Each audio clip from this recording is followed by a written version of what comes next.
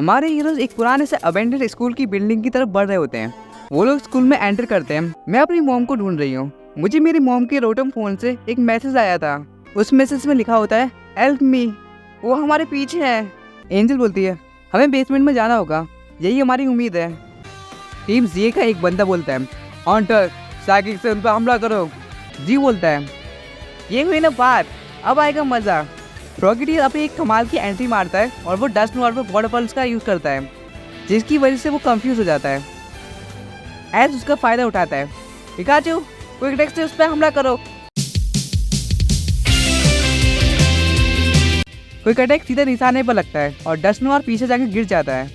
पैंचम तुम अभी भी लड़ सकते हो ना, जाओ इसे डार्क पल्स से खत्म कर दो। पैंचम अपनी सारी एनर्जी इकट्ठा करता है और वो एक पावरफुल डार्क पल्स रिलीज करता है हंटर की तरफ, जो कि सीधा हंटर को जाकर हिट करता है। हंटर जो होता है वो उसकी वजह से नीचे गिर जाता है और वो हार जाता है। मिस मैगियस शैडो बॉल का यूज़ करो। मिस मैगियस एक शैडो बॉल का यूज़ करती है, लेकिन जो जी होता है वो अपने फ्रॉगेटियर को एरियल लेज के यूज़ करने को बोलता है। फ्रॉगेटियर अपनी लाइटिंग स्पीड से मूव करता है और वो शैडो बॉल को डॉज करते हुए एरियल लेज से मिस मैगियस को स्ट्राइक करता है और उसे डिफीट कर देता है। अब बस डस्ट नोट बचा हुआ होता है। उसका ट्रेनर बोलता है तुम सबने ये अच्छा नहीं किया, अब मैं बताऊंगा कि तुम सब किससे पंगा ले रहे हो। अब मैं तुम में से किसी को भी नहीं छोड़ूंगा। डस्ट नोट शैडो बॉल का यूज़ करो और उन सबको ख़त्म कर दो। जीव बोलता है ठीक है फ्रॉगेटियर, अब बबल यूज़ करो। फ्रॉगेटियर बबल का यूज़ करके डस्ट नोट को स्लो कर देता है और एज जो होता है वो इसका फ़ायदा उठाता है। पिकाचू अब जाओ एक फाइनल इलेक्ट्रो बॉल से उसे ख़त्म कर दो। पिकाचू को जो इलेक्ट्रो बॉल होता है वो सीधा डस्ट नोट को जाकर लग जाता है और वो नीचे गिर जाता है। इसका मतलब हमारे हीरो जीत चुके हैं। टीम जी डर के वहाँ से भाग जाती है। उसके बाद जो क्लेमर होता है वो बोलता है ये देखो सब, ये डॉक्यूमेंट कहते हैं कि ये स्कूल टाइम ट्रेवल एक्सपेरिमेंट का एक सेंटर था। उन्होंने रोटोफोन की पावर का यूज़ करके टाइम पोर्टल बनाने की कोशिश की थी। एंजल पूछती है तो क्या वो सक्सेसफुल हुए? क्लेमर बताता है मुझे बस इतना ही पता था, डॉक्यूमेंट में बस इतना ही था। चलो अब यहाँ से बाहर निकलते हैं, मुझे यहाँ और देर नहीं रुकना। वो सभी उस अबेंडेड स्कूल से बाहर आते हैं। उसके बाद वो लोग चैन की सांस लेते हैं। जियो आसमान की तरफ देख के बोलते हैं ये आसमान कितना ब्यूटीफुल है, मैं इसे पूरे दिन देख सकता हूँ, लेकिन मैं दोबारा कभी भी अबेंडेड स्कूल में नहीं जाऊँगा। मेरे लिए ये काफ़ी डरावना एक्सपीरियंस था। उसके बाद सभी लोग पीछे मुड़कर उस अबेंडेड स्कूल को देखते हैं। सभी लोग उसे देखकर हैरान हो जाते हैं क्योंकि गाइस वो अबेंडेड स्कूल वहाँ से गायब हो चुका है। और उसके बाद जो जियो होता है वो उसे देखकर भागने लगता है। गाइस ऐसा मत समझना कि जियो डर गया, जियो किसी से नहीं डरता है। थोड़ी देर इधर उधर घूमने के बाद थोड़ी सी फ्रेश एयर लेगा तो थोड़ा फ्रेश होगा, तो इसलिए बस वो भाग रहा है और जियो के साथ साथ सभी लोग उसके पीछे भाग रहे होते हैं जियो को पकड़ने के लिए। या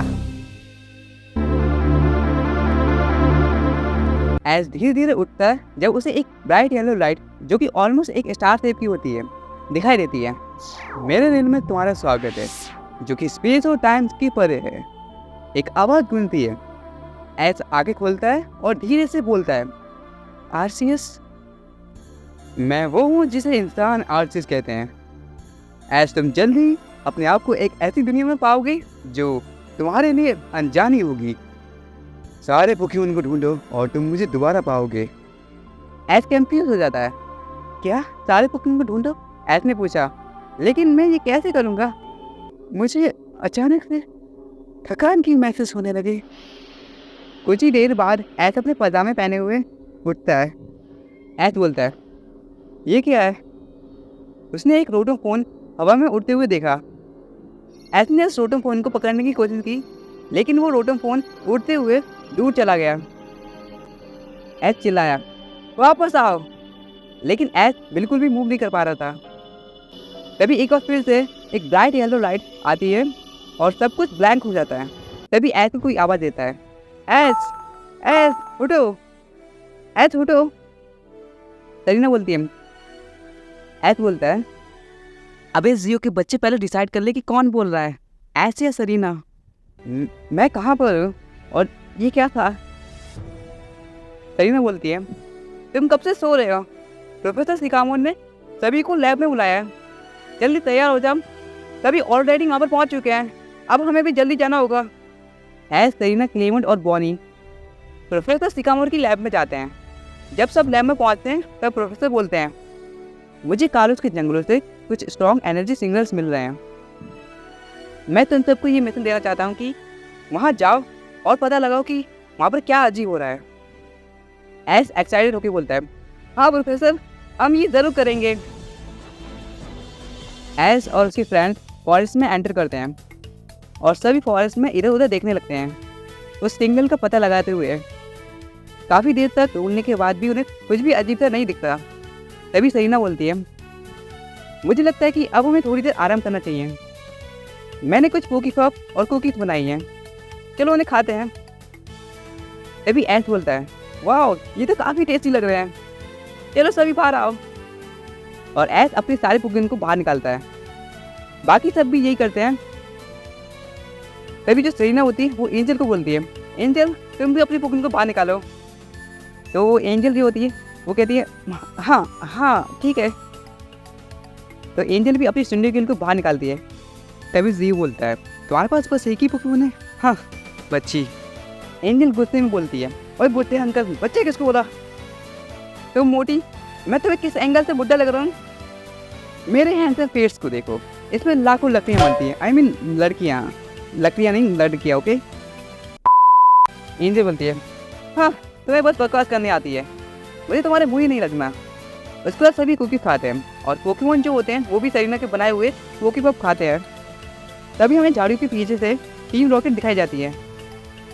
जैसी बोलती है, वाह फिर कुछ ज़्यादा ही शोर मचा रहा है, इसका मुंह बंद करो। जेम्स बोलता है, वो देखो वहाँ कितने सारे पोकेमोन हैं, ये बहुत अच्छा मौका है, चलो उन सारे पोकेमोन को पकड़ लें। म्याउस बोला, सही कहा, चलो इन सब पोकेमोन को पकड़ते हैं और अपने बॉस को दे देंगे, इस बार तो प्रमोशन पक्का। टीम रॉकेट पुलिस ऑफिसर बनकर उनके पास जाती है। यहाँ आना मना है, हमें तुम्हें पकड़ना होगा। इसके बाद जेम्स हंसते हुए बोलता है, हाँ चुपचाप अपने पोकेमोन हमारे हवाले कर दो। ऐसा बोलता है, क्या क्या कहा, हमारे पोकेमोन? म्याउस बोलता है, उसका मतलब है कि अपने आप को हमारे हवाले कर दो। वो क्या है कि हमारे इस ऑफिसर की जवान बहुत चलती है, इसे बस थोड़ा इग्नोर करना। जी बोलता है, क्या आजकल के बच्चे भी पुलिस में भर्ती होने लगे? म्याउस चिल्लाकर बोलता है, अपना मुंह बंद रखो ब्लू आंखें वाले लड़के। जीव धीरे से बोलता है, इसने मुझे ब्लू आंखों वाला बोला, वैसे तो मैंने लेंस पहनी है, लेकिन ऐसा कौन बोलता है? अगर ये पुलिस ऑफिसर नहीं होता ना तो मैं इसे उठाकर फेंक देता। उसके बाद टीम रॉकेट एक एक कर सभी पोकेमोन को ट्रक में भरती है। लेकिन जैसे ही म्याउस चार्जर के पास जाता है, चार्जर एकदम जोर से चिल्लाता है, ऐसे ही कुछ, मतलब समझ जाओ ना गाइस। इससे जैसे ही जेम्स और म्याउस वो नीचे गिर जाते हैं और उनकी जो हेड होती है वो निकल जाती है और जो हमारे हीरोज होते हैं वो उन्हें पहचान लेते हैं। ऐसा बोलता है, तुम लोग फिर से? हाँ ये हम हैं, टीम रॉकेट, अब चलो भागते हैं। बॉनी बोलती है, क्या तुम इस वक्त बिना डायलॉग मारे जा रहे हो? तुम्हें हमें याद दिलाने की जरूरत नहीं है। जेम्स बोलता है, हम बोलने ही वाले थे, मुश्किलें झेलो, हम फिर से लौट आए और इसे डबल करेंगे, ये हमारा स्टाइल है। दुनिया को बचाने के लिए पिकाचू का थंडरबोल्ट खाएंगे, गलत और सही की बातें मिटाने के लिए आसमान में ऑरेंज हो जाऊंगा, जैसे जेम्स और म्याद जो देगा सबको फाइट। हम हैं टीम रॉकेट, आसमान की गहराइयों तक, हार मान लो या फिर रोते रहो। ऐसने गुस्से में बोला, टीम रॉकेट हमारे पोकेमोन को वापस करो। उसके बाद टीम रॉकेट ट्रैक में बैठती है और वहाँ से भागने लगती है। तभी जेम्स बोलता है, पकड़ सकते हो तो पकड़ लो। ऐसे अपने चार्जर को मेगा चार्जर जी में इवॉल्व करता है और हमला करने को बोलता है। लेकिन जो चार्जर होता है वो ऐसी बात नहीं सुनता और पता नहीं क्यों वो आउट ऑफ कंट्रोल हो जाता है और जो चार्जर होता है वो टीम रॉकेट के ट्रक को उठाता है और दूर फेंक देता है। ऐसा बोलता है, चार्जर कंट्रोल करो। म्याउस बोलता है, मुझे लगा ही था कुछ ना कुछ गड़बड़ हो ही सकती है, इसलिए इस बार मैंने प्लान बी भी तैयार रखा था। म्याउस एक बटन प्रेस करता है जिससे वो जो ट्रक होता है वो उड़ने लगता है। जैसी बोलती है, तुमने पहली बार कुछ अच्छा काम किया है। जेम्स सभी पोकेमोन की तरफ देखता है तब उसे पता चलता है कि उन पोकेमोन में से पिकाचू नहीं होता। जेम्स सबको बताता है। तभी थोड़ा निराश होते हैं, लेकिन म्याउथ बोलता है कोई बात नहीं, कम से कम हमारे पास उन बच्चों के आधे से ज़्यादा पोकेमोन हैं। अब वो हमारे कुछ नहीं बिगाड़ सकते। अब तो हमारा प्रमोशन पक्का। तभी एक जोरदार आवाज़ आती है। जैसे पीछे देखती है तो वो डर जाती है और सबको बताती है कि चार्जर हमारे पीछे है। वो भी बहुत गुस्से में है